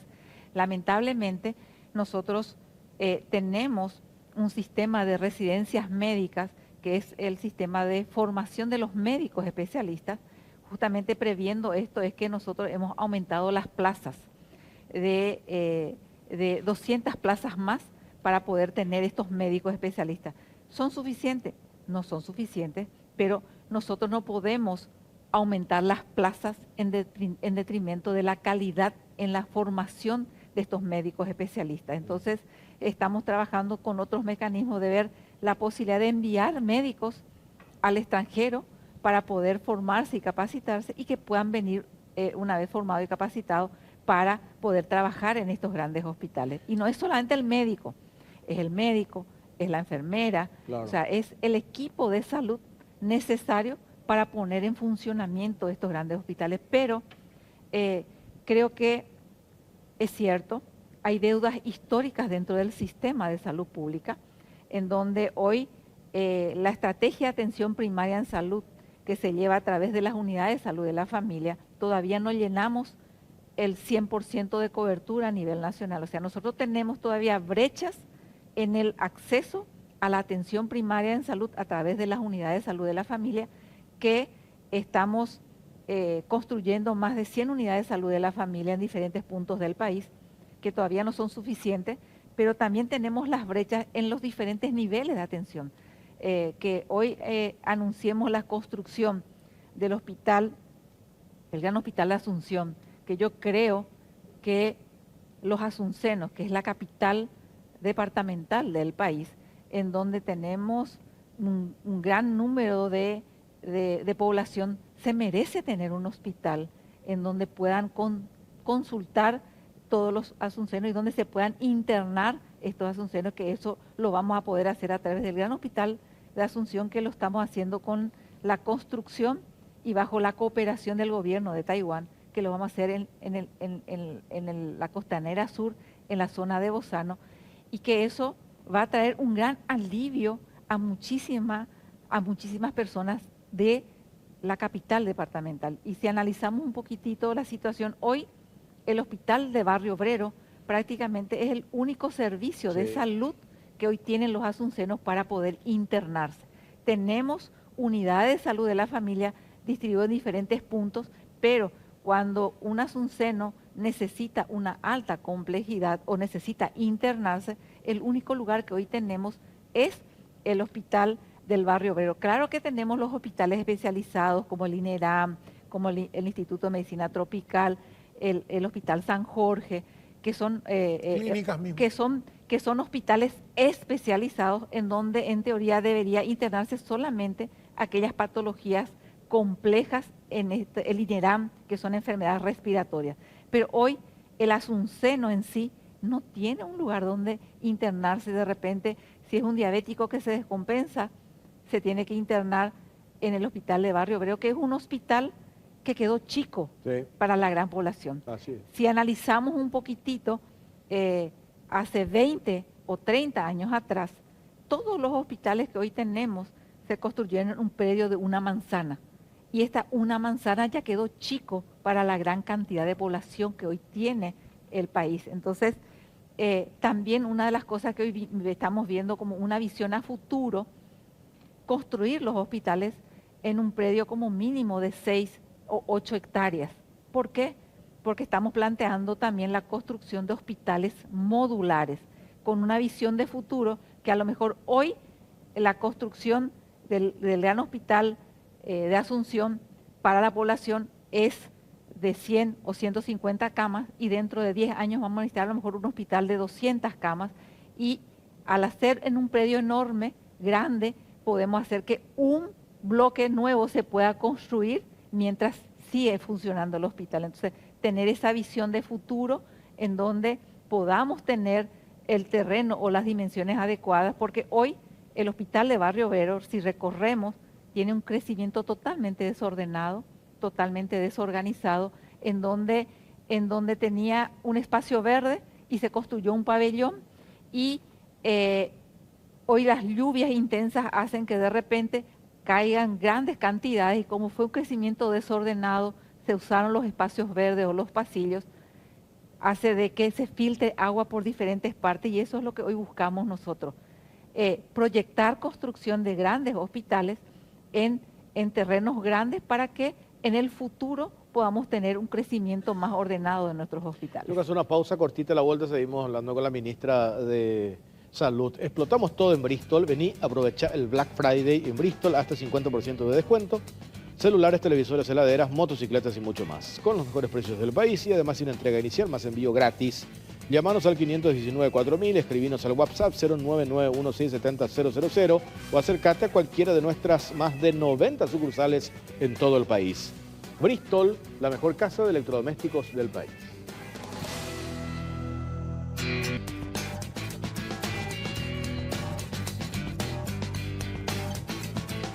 Cuarto bloque en Cara o Cruz, seguimos por Canal 13 y Unicanal Vivo. Doctora, y justamente hablabas vos de los casos de diabetes, los casos de enfermedades. Son enfermedades que con medicina preventiva se puede evitar justamente que se llegue a la internación, a la complejidad, a los hospitales, todo esto que es tan costoso y tan complicado. Las USF, reforzar también, pensar también en tercerizar de alguna forma las USF para que den un servicio más integral, más completo y que la gente pueda consultar a tiempo, digamos, atajar a tiempo. Bueno, acá hay un dato muy importante que si analizamos, o sea, la estrategia de atención primaria en salud que se lleva a través de las unidades de salud de la familia tiene 16 años de historia en Paraguay, que en 16 años crecimos muchísimo, pero que también creo que fallamos un poco en el mensaje claro. O sea, atención primaria en salud es trabajar en evitar que aparezcan las enfermedades y si aparecieron las enfermedades, evitar que se compliquen las enfermedades, ¿verdad? Entonces, la estrategia habla de que las unidades de salud de la familia deben funcionar de lunes a viernes, de 7 de la mañana a 3 de la tarde. Y en muchos casos, hoy la población exige que funcione 24 horas y las unidades de salud de la familia no están diseñadas ni preparadas para que funcione 24 horas y mucho menos para que puedan tener los lugares de internación. Entonces, sí, nosotros cuando hablamos de las unidades de salud, hay un equipo de salud de la familia en donde nosotros le tenemos que evaluar a ese equipo de salud de la familia de que cuando su población esté más sana, o sea, que el diabético esté controlado, que el hipertenso esté controlado y que la gente pueda tener el hábito de consultar a un servicio de salud, no cuando se sienta enfermo, sino que cuando esté sano, que pueda hacerse sus controles y que nosotros como médicos podamos darles las recomendaciones adecuadas para que no se pueda complicar. Por ejemplo, que los niños en las unidades de salud de la familia el equipo pueda identificar cuál es la población de niños que tienen en su comunidad y que tengan su esquema completo de vacunación, que las mujeres que están embarazadas puedan hacerse su control prenatal adecuado Su y seguimiento. que siempre hablamos de que el embarazo es un estado de salud, no es un estado de enfermedad, y que el embarazo, muchos de los ginecólogos hablan de que es una caja de Pandora. O sea, el embarazo puede venir un control prenatal espectacular, un embarazo puede estar súper espectacularmente bien y en el momento del parto se puede complicar, o el control prenatal es muy importante porque con el control prenatal nosotros podemos detectar de que durante el embarazo puede haber alguna complicación, porque está la hipertensión inducida por el embarazo, está la diabetes inducida por el embarazo, y que eso se transforma de ser un embarazo de bajo riesgo en un embarazo de alto riesgo, y que eso significa que tenemos que derivar a un centro de mayor complejidad.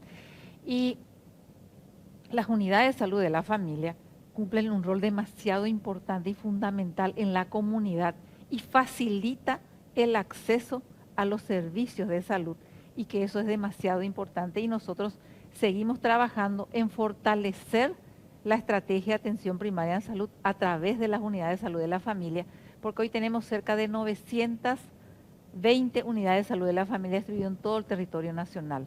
Nosotros necesitamos cerca de 1.800 unidades de salud de la familia para cubrir el 100% de la población paraguaya con la estrategia de atención Pero primaria además en en un salud. horario ampliado, estamos hablando de tiene que Y funcionar. que hoy te quiero comentar que teniendo en cuenta la experiencia positiva que tenemos, que creo que esto va a ser como un sello de este gobierno, el horario nocturno que nosotros hemos implementado, nos hemos dado cuenta de que el horario nocturno fue una gran ayuda para muchas familias que podían consultar en el horario nocturno con el médico, con el pediatra. Teniendo en cuenta esta experiencia, es que nosotros también en más de 50 unidades de salud de la familia establecimos el horario extendido. O sea, de 7 de la mañana a 3 de la tarde se maneja a través de la estrategia de atención primaria en salud, y de las 3 de la tarde hasta las 20 horas entra otro equipo para que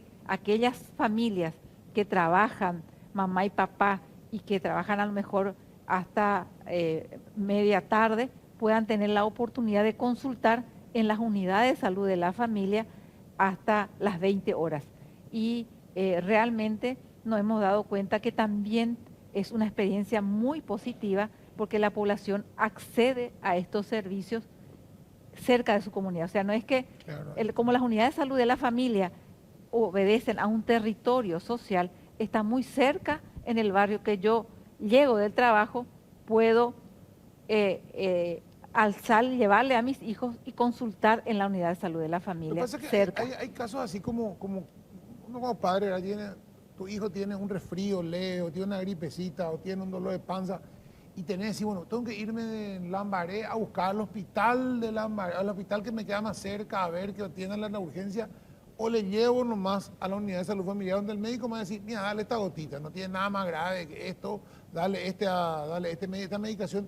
Y terminó ahí, se descomprimió tu hospital, no se llenó tu urgencia, no es una urgencia tampoco, y sí está dando una solución, porque no solamente es consulta, también es un servicio de clínica que hasta podría funcionar 24 horas en algún momento dado. Que es mucho mejor porque, como su nombre lo dice, consultar en la urgencia.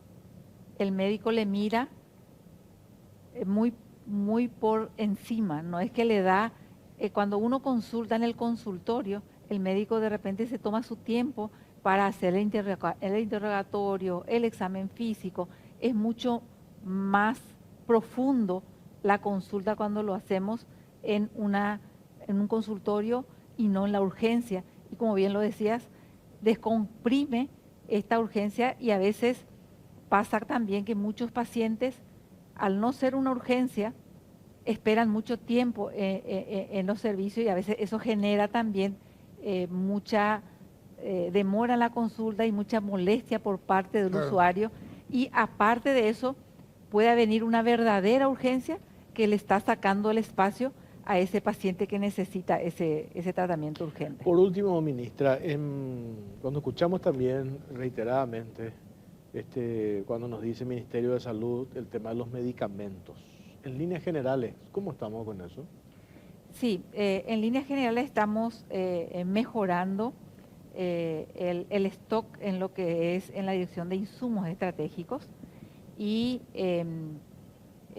ustedes saben de que en esta semana hemos hecho el cambio de nuestro director de insumos estratégicos. Sabían que estaba el doctor Oscar Merlo, Sí. que es un médico muy bueno y de que hizo un excelente trabajo en insumos estratégicos, que entró como un interventor, y hoy nosotros ya tenemos un nuevo equipo que está trabajando dentro de lo que es insumos estratégicos y es probablemente una de las direcciones más sensibles que tenemos, que insumos estratégicos no es solamente distribución de insumos y medicamentos.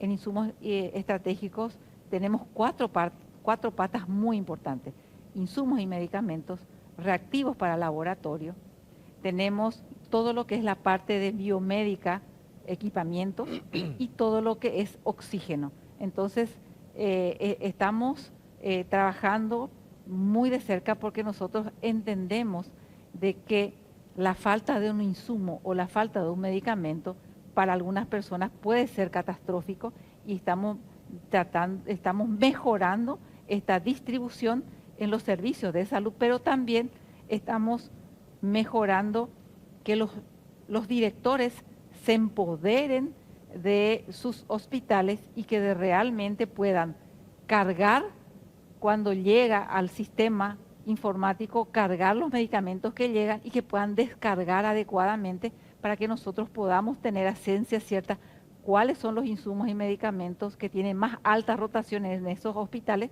para que nosotros podamos tener esa distribución oportuna en los diferentes servicios de salud. Ministra, le agradecemos su tiempo, muy amable. Muchas gracias. Bueno, hablábamos con María Teresa Barán, ministra.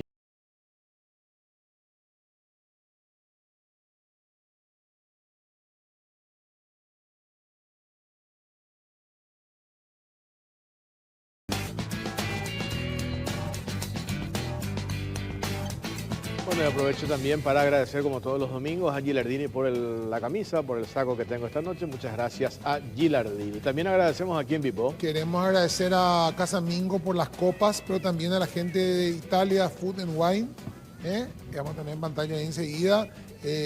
Arroba Italia Food and Wine PY. Pueden llamar al 595-981-172-602. Estamos comiendo un parmigiano reggiano Olvídate original lo que italiano con también un vino italiano. Este es un Terreforti Merlot. ¿Qué me dirá usted, Torre? ¿Qué le parece? No, delicia. Con estos quesos de Vipo. Entrar en Instagram y Olvídate. seguirles a la gente de Italia Food and Wine y tenerlos también ustedes. Miren lo que está liquidando acá, señor Torres. Un vinito y un quesito para cerrar el domingo. ¿Qué mejor, verdad? Mañana cumple 50 años. Felicidades. Vamos